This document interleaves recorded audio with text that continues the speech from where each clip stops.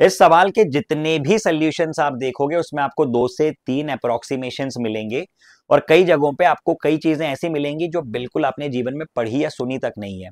मैं आपको एक ऐसा मेथड बताने वाला हूं जो यूनिक है, जो इंटरनेट पे अवेलेबल नहीं है और उसमें उतना ही नॉलेज लग रहा है जितना आपके पास ऑलरेडी है। तो आइए करते हैं। आई एम रियली श्योर कि इस ब्रेनस्टॉर्मिंग को, इस एफर्ट को आप लोग अप्रिशिएट करेंगे और इसको डेफिनेटली आप शेयर करना इस मेथड को, because this is really interesting. और आइए करते हैं इसको शुरू। सबसे पहले ये सवाल था, इस प्रकार की आपको सिचुएशन दे रखी है, ये पानी है और इसकी लेंथ अंदर की तरफ में एल है। एक छोटा सा 3D स्ट्रक्चर मैंने बनाने की कोशिश की है, बिल्कुल बेसिक। ये रहा आपके सामने वही एलिमेंट जिसकी हम बात कर रहे हैं। अब सबसे पहले आपका रेफरेंस पॉइंट ये हमने मान लिया, एक्स डिस्टेंस पे एक छोटा सा एलिमेंट एज्यूम कर लो, एक्स डिस्टेंस पे डीएक्स एलिमेंट एज्यूम कर लिया और इसकी हाइट है वाई। ठीक है, अब थॉट क्या है, पहले थॉट समझ लो। थॉट ये है कि भाई अगर ये सरफेस है, ये लिक्विड है, तो यहां लग रहा है आपका सरफेस टेंशन और इसका एक कंपोनेंट लग रहा है ऊपर, है ना। इसका एक कंपोनेंट लग रहा है ऊपर। इफ दिस इज एस, अगर ये एस है तो सरफेस टेंशन का फोर्स कितना बन गया, surface tension into length. Length कितनी है इसकी, जैसे मान लो मैंने ये एलिमेंट ले लिया, लेंथ है इसकी एल, तो इस पूरी लेंथ पे इस प्रकार से लग रहा है ऊपर की डायरेक्शन में फोर्स और उसको मैंने लिख दिया एस इंटू एल और उसका कौन सा कंपोनेंट, साइन थीटा। तो अपवर्ड डायरेक्शन में बन गया एस एल का साइन थीटा। अब ये एस एल साइन थीटा हर तरफ से इसको ऊपर खींच के रखा हुआ है पानी को इसने। बैलेंस कौन कर रहा है इसको, नीचे कौन सा फोर्स लग रहा है, नीचे लग रहा है इसका खुद का वेट। ये जो पूरा पानी है ना, ये जो पूरा इतना हिस्सा है, इसका खुद का mg लग रहा है नीचे। तो सिंपल सी इक्वेशन हमने यहां पे बना दी कि s इंटू एल का साइन ऑफ थीटा ये बैलेंस हो रहा है m इंटू जी से। ठीक है, अब यहां तो मैंने सिर्फ एक एलिमेंट की बात की है, लेकिन वास्तविकता में मेरे पास इतना सारा पूरा पानी है, तो मुझको क्या करना पड़ेगा, इसको इंटीग्रेट करना पड़ेगा। घबराओ मत, इंटीग्रेट करना नहीं है, वही तरीका है, बस यहीं पे तुमको मजा आएगा। देखना जरा ध्यान से।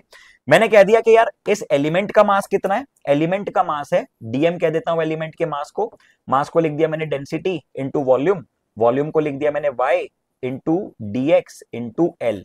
तो ये बन गया इसका mass, mass equal to volume into density. ये बात समझ में आई क्या सर, ये डेंसिटी है, ये क्या है, ये वॉल्यूम है। सर ये वॉल्यूम कैसे है, समझाता हूं बेटा। वॉल्यूम क्या होता है समझना जरा, आपको वॉल्यूम चाहिए इस एलिमेंट की, ये एलिमेंट 3D है, मतलब अंदर की तरफ ये ऐसा जा रहा है, ठीक है, ऐसा, मतलब मुझे इसका वॉल्यूम चाहिए। ये जो पूरा एक ऐसा जो एक दीवार जैसा एक स्ट्रक्चर है ना लंबा सा, ये अंदर की तरफ जा रहा है पूरा भाई, ये ऐसा ऐसा, ठीक है ये। तो मुझे इसका वॉल्यूम चाहिए और ये वॉल्यूम कितना है, ये वॉल्यूम है dx और ये लेंथ कितनी है, ये है y और ये है l। तो क्या लिख दिया मैंने, y into l into dx।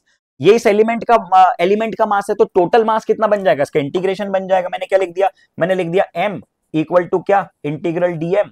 तो इसको मैंने क्या लिख दिया, मैंने इसको लिख दिया इंटीग्रल ऑफ, सिर्फ लिखना है करना नहीं है, rho into l into y into dx. हो गया काम खत्म। ठीक है, ये वैल्यू उठा के मैंने यहाँ पे रख दी, ये वैल्यू उठा के मैंने यहाँ पे रख दी।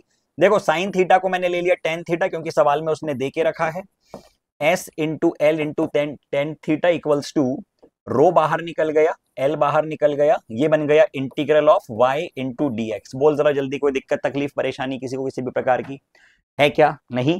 अब आएगा असली खेल, सिर्फ दो इक्वेशन बनी है। टेन थीटा को हम लोग क्या लिख सकते हैं, टेन थीटा को लिख सकते हैं dy बाई डी एक्स। तो ये एक बार और लिख दिया मैंने, इसको मैंने लिख दिया dy by d x equal to rho into l into integral of y d x. अब सर क्या करें, बस बच्चे यहीं पे उलझ जाएंगे। यहां अगर कोई करेगा भी ना तो इतने के बाद उलझ जाएगा, बोलेगा अब मैं क्या करूं, अब मैं परेशान हो गया जीवन से, अब मैं हताश हो गया कि एक तरफ dy बाई डी एक्स आ रहा है, एक तरफ इंटीग्रल वाई डी एक्स आ रहा है, करें क्या इसका। भाई कुछ भी नहीं करना है, थोड़ा सा दिमाग चलाना है। तुझको d2y बाई डी एक्स चाहिए, क्योंकि इक्वेशन में आंसर्स में दिए हुए हैं, तो इसको फिर से डिफरेंशिएट कर दे। सर क्या बात कर रहे हो, इसको कैसे डिफरेंशिएट करूं, अरे इंटीग्रल y dx का डिफरेंशिएशन क्या होगा, y का डिफरेंशिएशन क्या होता है, dy by d x.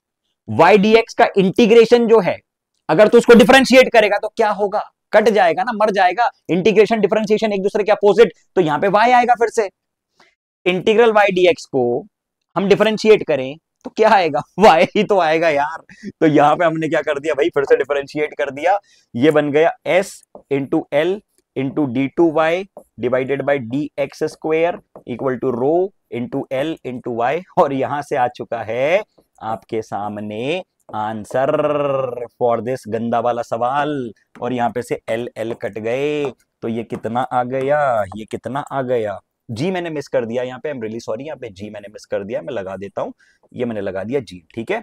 So rho into y into g divided by s, and I think यही आंसर था, this was the answer, d two y by d x square equal to rho into y into g divided by s, ठीक है। सो I hope कि आपको ये solution पसंद आया। Recently हम लोग ब्रेनस्टॉर्मिंग कर रहे थे, मैं और नीलेश सर हम लोग चर्चा कर रहे थे, जिसमें कि हम लोगों ने सोचा यार ऐसे भी तो किया जा सकता है। So we are happy to share this solution with you. आप लोग डेफिनेटली अपने फ्रेंड्स के साथ इस सोल्यूशन को शेयर करना। Thank you so much, goodbye, take care.